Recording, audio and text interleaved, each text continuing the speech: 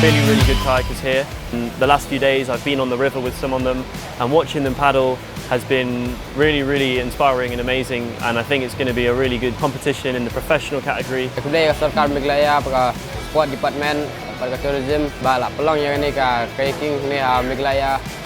But ni kuat siap punya yang ni ka kayaking.